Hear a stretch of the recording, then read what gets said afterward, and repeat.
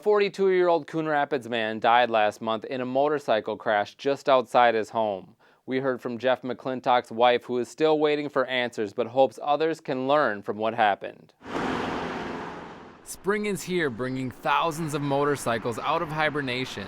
At their Coon Rapids home, Jeff McClintock's wife Cheryl says he was hoping to have a new summer hobby. She says Jeff was riding his new motorcycle for practice last month in the parking lot. One of the tenants told me that witnessed it, that he heard this loud popping noise. They heard the loud roar of the mufflers from the motorcycle. The engine revved up real high and just took off, and Jeff had no control of the bike, and that he had just hit it and flew off of it. His injuries looked quite serious. Jeff crashed into a parked van and was knocked unconscious and suffered severe head trauma and broken bones before being rushed to the hospital.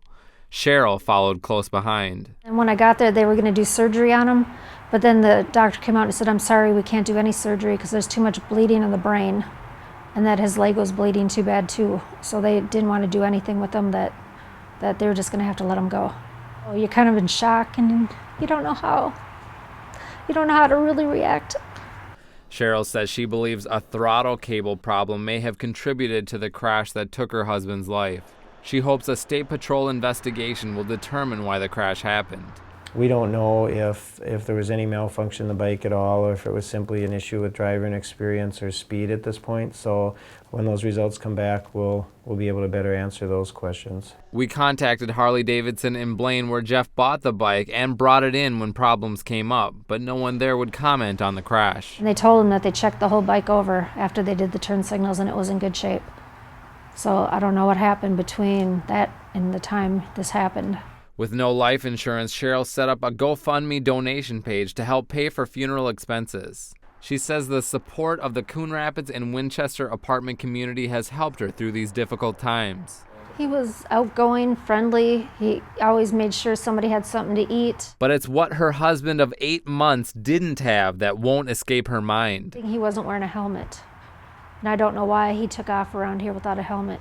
Anyone riding a motorcycle on a permit like Jeff had is required to wear a helmet when driving on a street, but in a parking lot, those laws don't apply. Regardless of what the statutes say, police recommend all riders to take precautions. They need to take it easy when they first get that bike out, because we all forget sometimes exactly, safety, which should be first, and obviously wearing a helmet. The gentleman in this case sadly was not wearing a helmet, which may have saved his life. David Soderholm teaches motorcycle safety classes open to anyone with a rider permit or license endorsement at Anoka Technical College.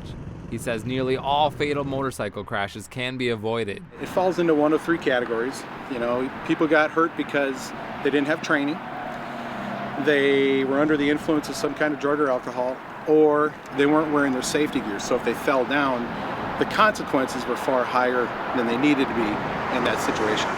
And the skills that you need to use while you're doing the motorcycling out on the street may or may not be something that you know how to do yet. So taking a course like this allows you to get those skills and get that training in a safe environment, controlled environment, with really high quality instruction and a lot of one-on-one interaction.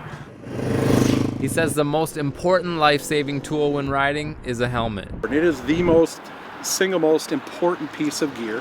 And modern helmets are so good. They're very comfortable, they ventilate really well, the vision out of them is very good.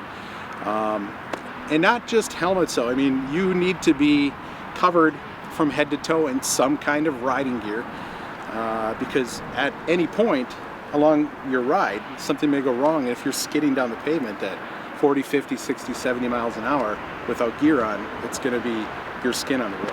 It's a great way to travel, it's a great hobby, but it's a hobby that has high consequence if you get it wrong. So people need to take it seriously when they go out and do it, because if it goes bad, it can go bad big. Cheryl says she hopes other riders, especially new ones, will make safety a priority. I would hope they would see the importance of wearing that helmet and the leather jacket or whatever to protect you, because this can happen to anyone. Anoka Technical College offers the 3-day basic rider courses through July. For more information, go to the website at the bottom of the screen.